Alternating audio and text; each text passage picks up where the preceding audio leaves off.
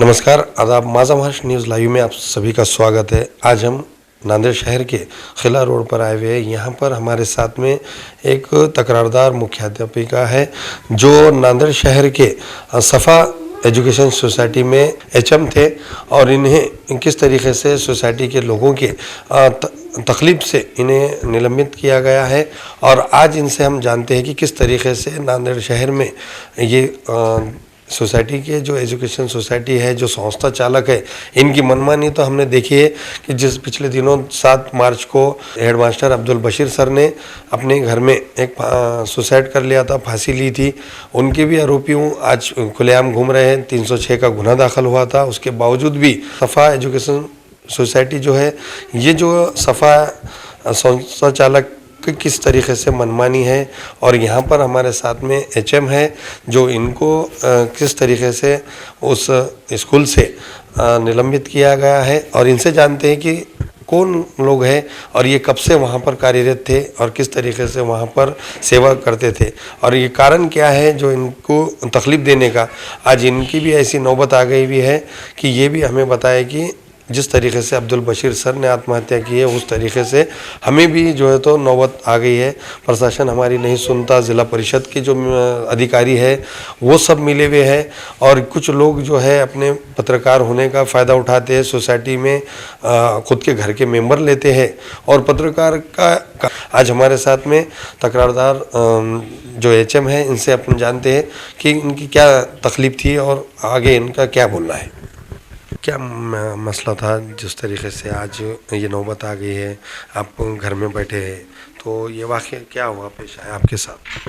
अस्सलाम वालेकुम वरहमतुल्लाहि वबरकातुहू। हमारा नाम सैयदा सीमा कौसर है और हम सफ़ा Urdu primary school Tahurabagh, वागी road, Wazirabad, Nanded में एचएम के तौर पर काम करते थे। आज हमारी सर्विस को 24 साल हो गए हैं और माशाल्लाह से हमारे पढ़ाए हुए बच्चों में कई इंजीनियर, डॉक्टर और एक कमिश्नर बच्ची सैयदा आसमा जो कि आज जीएसटी की कमिश्नर है नागपुर में, वो माशाल्लाह से हमारी स्टूडेंट रह चुकी है और आज तक ये पिछले दिसंबर से पहले तक तो हमें कोई नोटिस नहीं मिली, किसी किस्म का हमको इतना शुबा तक नहीं हुआ कि हमारे साथ क्या होने वाला है।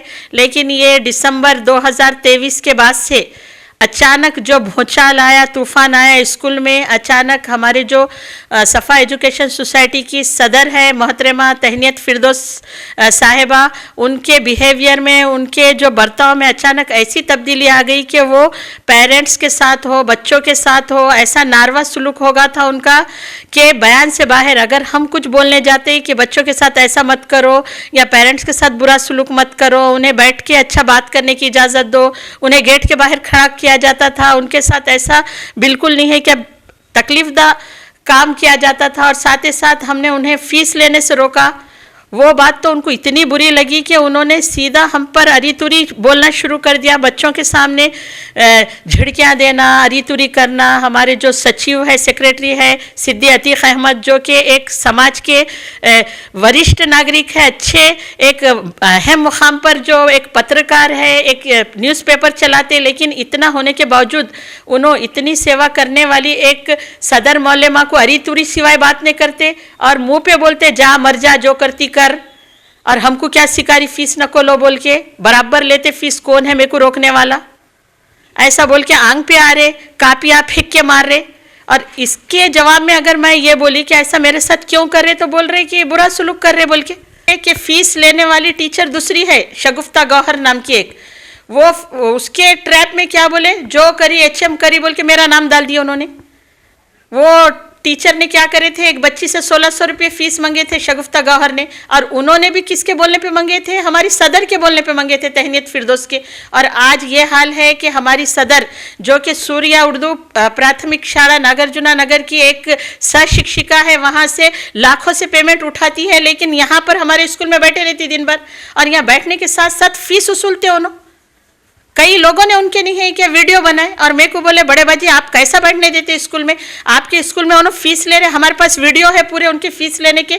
हमने कई मर्तबा पेरेंट्स के हाथ पैर जोड़ के बोले कि जान दो, हम बोलते उनको समझाते और हमने समझाने की भी कोशिश करे, जिसका नतीजा आज ये मिला कि 24 साल के बाद 18 साल जिसमें से मैंने मुफ्त नौकरी करी, सिर्फ अभी 20-40 करके अब 60% ग्रांट आया, तो इतनी सेवा करने वाली को खाली मैंने इतना बोली फीस मत लो तो उनको मिर्ची लग गई और उन्होंने 30 एलिगेशन बना के 30 इल्ज़ामात खोटे लगा के झूठे लगा के मेरे को सस्पेंड कर दिए। सस्पेंड करे बाद अब बोल रहे कि हम चौकशी बिठाएंगे। चौकशी में भी खुद के मेंबर लिए और नतीजा क्या निकालने वाले हैं, पूरे बच्चों को बोल दिए कि हमने बड़ेबाजी का बैकआउट कर दिए, बड़ेबाजी का नाम नहीं लेना, बड़ेबाजी यहाँ नज़र नहीं आना, साइन करने मेरे को वहाँ पे गोवर्धन घाट पे पूरे नहीं है क्या क्या बोलेंगे उसको, एक किचन में बुला रहे उसको, संस्था का ऑफिस है बोल रहे उन्होंने। ऐसी कैसी संस्था है जो एक किचन रूम को ऑफिस के तौर पे यूज करती और इतना बड़ा स्कूल चलाती, और वो स्कूल खुद सिद्दी अतीक अहमद के नाम पे है और मेरे से स्कूल का किराया मांगा जाता। क्या स्कूल को मैं अपने निजी इस्तेमाल के वास्ते किराए पे ली क्या, जो उन्होंने मेरे से किराया मांग रहे और 14 साल का किराया ले रहे, जबकि स्कूल वहां पर शिफ्ट होके सिर्फ 8 साल हुए। 8 साल हुए और 14 साल का किराया दो बोल रहे हो। और किराया देने के बाद जब किराए का मेरा स्कूल है तो मेरे को स्कूल में नहीं आने दे रहे हो ना, और किसका किराया मांग रहे हो, खुद की चीज का। और संस्था क्या रहती, समाज की सेवा के लिए बनाई जाती, समाज में उद्धार करने के लिए, समाज के गरीब लोगों की मदद करने के लिए। और इन्होंने संस्था बना के गरीब बच्चों से, ऐसे बच्चे हैं उनको नहीं मालूम, मैंने देखी खड़गपुरे के हर घर को जाके देखी मैंने वहाँ के कैसे हालात है। और इन्होंने यहाँ ऐसा गर्दन पे चाकू रख के एक आयशाबाजी है, उन्होंने ऐसी फीस मांगते, दो तो दो नहीं तो नहीं, पेपर नहीं देती हूँ, स्कूल में आने नहीं देती हूँ, एग्जाम नहीं देने देती हूँ। इतने सालों के बाद मेरे को जो सैलरी है उसमें से पैसे दो बोलते, जब मैं मेरे हिसाब से पूरे घर की मेरे पे जिम्मेदारी है, उसमें से मैं जो पैसे दी तो बोलते इतने कम पैसे, मेरे को इतने बस नहीं होते, पूरे दो, तुम 5,000 लो, कहाँ से दूंगी मैं पैसे। और जब मैं पैसे नहीं देती बोली तो उन्होंने हमेशा मेरे को तंज मार रहे, तुमने डोनेशन नहीं दिए, ऐसा नहीं करे, तुमको अब भी निकाल के बताती हूँ बोले। और बात बात पे क्या बोले, अब भी पुलिस में अटकाती हूँ, अब भी ऐसा करती हूँ, अब भी वैसा करती हूँ। हमारी एक टीचर, उसके माँ बाप बात करने आए तो उस पर जान से मारने की धमकी डाल के उसके बाद से पुलिस में चले गए। उन्होंने कुछ अखलाक है कि नहीं, क्या बच्चों को नहीं है क्या खुद की औलाद को उनके पास नौकरी करने के लिए भेजे तो माँ बाप बात करने भी नहीं आ सकते, बात करने आए तो उन्हें पुलिस में अटका देते। और पुलिस तो उनकी ऐसी हो गई ना कि मैं जब पुलिस में बोलने गई कि मेरे साथ ऐसा करे, मेरे साथ नाइंसाफी हुई, तो पुलिस वाले सुनने को तैयार नहीं। 10-15 चक्कर करी मैं, लेकिन कोई हमारी दरखास्त लेने को तैयार नहीं। सब क्या कर रहे, मोबाइल नंबर बोलो और उसको फोन कर दे रहे। बहुत बड़ा आदमी है, जिला परिषद में जहाँ भी नाम ले रहे वो स्कूल का नाम मत लो, अरे बहुत बड़ा आदमी है, उन्हें मनाटकर को ट्रैप करे हुआ आदमी है, हमने बात करते उसके बारे में बोले। तो ये क्या होने वाला है, संस्था चालक बलि लिए बगैर नहीं रहने वाले हैं क्या। बुद्धखेड़ के संस्था चालक ने बशीर सर की बलि लिए, अब इन्होंने मेरा बशीर सर जो कि उनको मेरे बराबर उसी दिन मिलके, ये दोनों की क्या है, दोनों का मिला हुआ है, मुठखेड़ की संस्था के मेंबर और अतीक सर दोनों आपस में मिलके ये हम लोगों के साथ नाइंसाफी करे। उन्होंने 3 को सस्पेंड करे, इन्होंने 1 को सस्पेंड करे, उसी तारीख उसी अल्फाज के साथ सस्पेंड करे। उधर एक आदमी ने उधर जान दे दिया, अब इन्हों बोल रहे कि तू मर कुछ भी कर, लेकिन नहीं कि हम तो तेरे को निकाल के रहेंगे। तो मैं क्या करूं, मैं ये इंटरव्यू देने के पीछे आज थक हार के 3 महीने के बाद मैं ये इंटरव्यू क्यों दे रही हूं। मैं अपने स्टूडेंट्स से, अपने पूरे पेरेंट्स से, सबसे एक रिक्वेस्ट करी कि उन्होंने क्या चाह रहे, उन्होंने ये चाह रहे हैं कि उनके आंखों के सामने नाइंसाफी में एक टीचर की बलि चल जाना। मरे बाद आप लोग खुश होने वाले हैं क्या कि अब उनसे जाके बात करने वाले, उन्होंने मेरे सामने क्यों नहीं आ रहे। अतीक सर मेरी इतनी मेहनत ले लिए और मेरे से आज बात क्यों नहीं कर रहे। उनकी बीवी का कहना यह है कि हमको जब तुम्हारी जरूरत थी, अब हमको जरूरत नहीं है, अब हमारा स्कूल इस्टेब्लिश होगा, अब हम 35 लाख लेके नए टीचर ले लेते। ये क्या बात है, इतनी नाइंसाफी हो रही है। और कहाँ है अपने उल्मा, कहाँ है अपने हुफ्फाज, कहाँ है अपने जो भी नहीं है कि समाज सेवक है, कहाँ है उन्होंने, कोई मरे बाद उन्होंने सामने आने वाले हैं क्या। आज बशीर सर के यतीम बच्चों की मदद कौन कर रहा, आज मेरे परिवार का अगर कुछ होगा तो कौन जिम्मेदार है। और ये संस्था चालकों की भेंट किसको किसको चढ़ाने वाले हैं। आज अतीक सर से पूछना आप लोगों को, एक इस्लामी होने के खातिर, एक मुसलमान होने के खातिर, एक मुसलमान पे नाम तो बहुत ले रहे आप, वो वहाँ ऐसा हो रहा, उन्होंने ऐसा कर रहे, इजराइल वाले ऐसा कर रहे, फलस्तीन के वीडियोस, फलस्तीन का स्टेटस रख रहे, नांदेड़ में इतना बुरा हो रहा और आप लोग खामोश बैठे हुए। रिक्वेस्ट करी कि पहले आप उनसे जवाब तलब करो, नहीं तो मैं प्रेसिडेंट से इच्छा मृत्यु के लिए एक पत्र लिखने जा रही, और इसके गुनाहगार आप सब रहेंगे, जिनको जिनको मैंने पढ़ाई, जिनकी खिदमत करी मैं आज ये स्कूल के तरफ ना आल की हूँ ना औलाद की हूँ, स्कूल की नौकरी नौकरी के दौरान मुझे स्कूल की संस्था की तरफ से दबाव डाला जाता था, इससे शादी मत कर, उससे शादी मत कर। इस वजह से मैं आज बे औलाद हूँ, और उसके बावजूद भी मेरे को ये था। और इसके अलावा ये जो स्कूल की संस्था है, वो संस्था में इतनी बेकायदेशीरपना, इतनी नहीं है क्या गलतियां हैं कि 2011 में जो प्रेसिडेंट बने हुए हैं सदर तहनीत फिरदौस साहिबा, उन्होंने उसके बाद बगैर इलेक्शन लिए कि आज 2024 में भी उन्होंने प्रेसिडेंट है, खुद नहीं बेकायदेशीर प्रेसिडेंट रहते हुए उन्होंने मेरे को निलंबित कर दिया। ये क्या है? कोई देखने वाला नहीं है, कोई पूछने वाला नहीं है। प्रशासन का इतना उन्हें फसवनुक कर रहे, इतने अनुदान उठा रहे, खुद का स्कूल रख रहे, फिर स्कूल का किराया ले रहे, फिर स्कूल के ऊपर रह रहे, स्कूल के ऊपर वहाँ पर पकाना एक नियमानुसार गलती है कि स्कूल के ऊपर गैस सिलेंडर नहीं रहना चाहिए। मासूम बच्चे आते हैं वहाँ पे, लेकिन उन्होंने धड़ल्ले से ऊपर पका रहे, खा रहे, जो होता होने दो, मैं किसके बाप से न डरता हूँ। पर से निलंबन का जो आदेश निकाला गया, तो सोसाइटी में तो उनके लोग हैं, सब उन्होंने, अब अध्यक्ष सचिव सब एक घर के परिवार के लोग हैं, तो उसके बावजूद आप पुलिस स्टेशन या जिला परिषद में आपने कुछ आवाज़ उठाई क्या? उसके बारे में क्या करें? जी हाँ, जिला परिषद में बिरगे मैडम से मिलने के लिए भी गए हम, और बिरगे मैडम को भी एक निवेदन दिए, एक रिक्वेस्ट दिए कि ऐसा बेकायदेशीरपने, झूठे खोटे आरोप लगा के मेरे को निलंबित कर दिए। सिर्फ मैंने उन्हें फीस लेने से रोका था, और कोई वजह नहीं थी। और थोड़ा जो पेरेंट्स थे उनके साथ वो लोगों का सुलूक अच्छा नहीं था, इस बारे में मैंने बात की थी।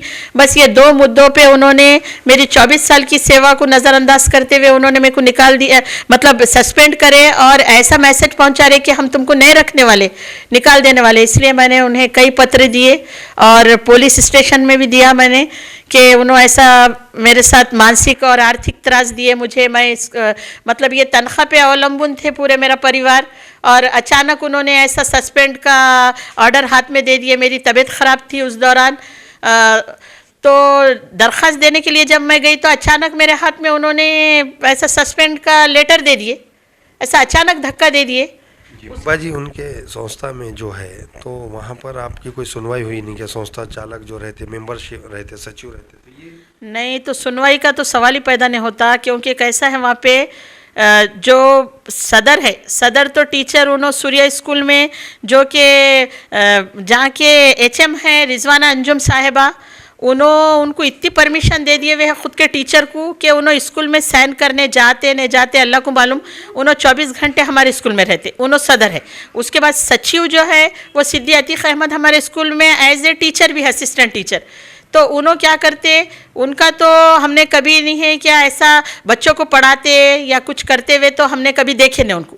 हालांकि उन्होंने भी हमारे एज ए टीचर है, और जब भी हम ये बोलने की कोशिश करते कि सर आप थोड़ा एक पीरियड तो भी लेना था, मेरा स्कूल है, तुम कौन होते बोलने वाले, बहुत शान में आ गई क्या, ऐसा बोल तो हम खामोश बैठ जाना पड़ता था, नहीं तो निकालने की धमकी। क्या बात थी भाई ऐसा कि उनको क्यों होती थी, दबदबा क्यों था क्या? हाँ, दबदबा ये था कि उन्होंने बड़े आदमी है, पैसा है, अखबार है, और पूरी संस्था उनके हाथ में है, और 1-2 ट्रैप वगैरह करा के उनका बहुत नाम हो गया है। उससे उन्होंने बोलते मैंने वो जो भी ज़िला परिषद के हमारे पास चेक करने आए या फिर स्कूल की माहिती के लिए आए, तो पहली उनसे बात यही की जाती थी, चाहे हमारे ADI रहो या फिर कोई दूसरे रहो, उनको पहला लफ्ज़ यही सुनाया जाता था। जैसे हमारे रोटे सर है, अब उन्होंने आए देखने, पहली बात उनको अरे बोले वो मनाटकर है ना, उसको मैंने ऐसा पकड़ाया, सामने वाला दूसरी बात पूछने से पहले ठीक है सर नमस्ते बोल के चल जाते। जी, आपने कहा कि अब्दुल बशीर सर जो है मुदखेड़ के स्कूल के जो मौलाना आज़ाद स्कूल के HM थे, उनके भी कई लोगों ने, जो बीच वालों ने FIR नहीं होने दी, बाकी बहुत तकलीफ दी घर के लोगों को। हमारे SP साहब ने, नांदेड़ के श्री कृष्ण कोकाटे साहब है SP, इन्होंने दखल लिया, और उसके बाद 306 का उन पे 6 लोगों पे गुना दाखिल हुआ। तो SP साहब से भी आप क्या गुजारिश करेंगे, क्यों तो ये आप तो वज़ीराबाद पुलिस स्टेशन में गए थे, वरिष्ठ को कभी मिले नहीं, तो उनसे क्या उम्मीद करते आप? नहीं, तो अभी आप SP साहब का नाम लिए, तो SP ऑफिस में भी मैं दे चुकी हूँ एक दरख्वास्त, लेकिन उसका भी अभी तक कुछ नहीं है क्या, उसके बारे में भी हमको कुछ रिमाइंडर नहीं आया कि हमें बुलाया नहीं गया, कुछ कॉल नहीं किया गया।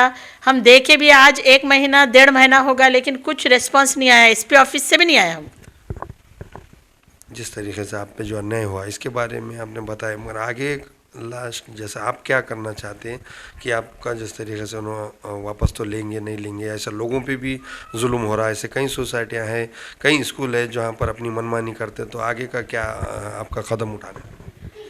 देखिए उनका तो इरादा एकदम स्पष्ट है, क्योंकि उन्होंने मेरे को सस्पेंड पहले 3 महीने के लिए करे।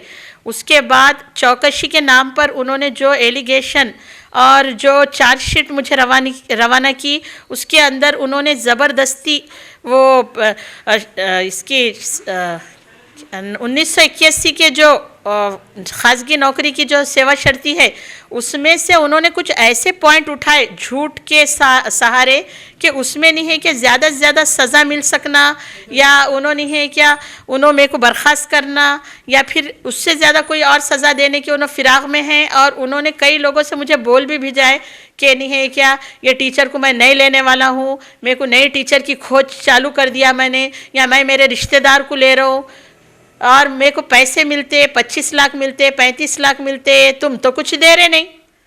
और हालांकि मैंने उन्हें ये कहा कि मैंने आज तक इतना इज्जत के साथ 24 साल गुजारे, अब मेरे हैं 12-15 साल, उसमें सुकून से मेरे को रहने दो। आप जो बोल रहे हैं आपको अब मेरे से जितने हो सके उतने तो पैसे दे रही थी, मैं और ज़्यादा बढ़ा दूंगी, फिर भी उनको उतने से कुछ नहीं हो रहा। उनका कहना है कि मेरे को 25 लाख 30 लाख मिलते, इसलिए मैं किसी भी बहाने से अभी उन्होंने चौकसी के वजह से एक समिति गठित करे, उसमें सदर साहिबा उनके बीवी एक मेंबर है, दूसरे मेंबर को उन्होंने चंद्रपुर से लाए। अब वो अल्लाह को मालूम किसको लाए क्या नहीं कैसा करे, वो 2 मेंबर है। और उन्होंने ये कहा कि हमारी जो चौकसी का जो रिजल्ट होगा वो फाइनल होगा। अब जाहिर सी बात है उन्होंने क्या करना, कौन लाए चौकसी, कौन स्थापना करे, जिला परिषद नहीं क्या सोसाइटी? उन्होंने क्या करे, बिरगे मैडम को एक प्रस्ताव पेश करे झूठा कि ऐसा ऐसा हमको संदेह है, इतने इतने ये चीज़ें, ये रजिस्टर नहीं है वो रजिस्टर नहीं है। हालांकि पूरे रजिस्टर पूरे डॉक्यूमेंट्स उन्होंने स्कूल के ऊपर है, तो ऊपर जो उनकी रूम है वो रूम में हर चीज़ मौजूद है, हर चीज़ है। और उन्होंने मेरे को एलिगेशन ऐसा दे रहे, और सीसीटीवी कैमरे में हर चीज़ उन्होंने कैसा उठा के ले गए, कौन से बाजी के सर पे दे के ले गए, कौन से खाला ने ले गए, सब है। तो उन्होंने मेरे को एलिगेशन क्या दे रहे, वो रजिस्टर लॉग बुक बताओ, वो चिकट बुक बताओ, ये बताओ वो बताओ, ये ऐसे एलिगेशन डाले उन्होंने। और साथ में क्या करे, मैं जब बीमार थी स्कूल को नहीं गई, उस दिन अलमारियों को लॉक करे मेरी गैर मौजूदगी में। उसके बाद नेक्स्ट टाइम में भी वैसे करे, अपना आपन नहीं है कि अलमारियाँ खोल लिए, कौन सा कागज़ कौन सा रजिस्टर कहाँ गया किसको मालूम। हालांकि वहाँ पर कैमरे लगे हुए हैं। मैंने उनको ये कहा कि आपने जो भी डॉक्यूमेंट्स इधर उधर रखे सब सीसीटीवी कैमरे में, और आप मेरे पे जो झूठे एलिगेशन लगा रहे, झूठे इल्ज़ामात लगा रहे, जो उसका भी सबूत उसमें है, फिर भी उन्होंने खामोश बैठने को तैयार नहीं। हर बार को 4 दिन हुए कि उनका एक नहीं है कि लेटर आता कि तुमने ये करे वो करे, अब हम तुम्हारे साथ तुम्हारे को क्या करने वाले हैं, स्कूल से निकाल देने वाले हैं, क्या करने वाले हैं, और तुम जाते वहाँ जाओ। पहले भी एक टीचर शमशाद बाजी बोल के थे, वो भी 10 साल गरीब बेचारी यतीम थी, 10 साल उन्हें भी नौकरी करी, उसको क्या करे, उसको निकाल दिए। तो वो उन्होंने है कि अदालत को गए, तो वहाँ पे अदालतों के इतने चक्कर काटी बेचारी ने, आखिरी में हाई कोर्ट में उन्हें जीतने को आई तो 5 लाख भर के क्या करे, उसका स्टे ला लिया वहाँ पे। तो उनका कहना यह है कि जहाँ जाती वहाँ जा, मैं तो बराबर निकालता हूँ। वो शमशाद का कैसा करी, और साथ ही साथ उन्होंने एक मरहूम सर का नाम बार बार मेरे को टोचा मार के बोलते थे कि वो अकबर सर कैसा मरा उन्हें, वैसा तेको मारने लगूंगा।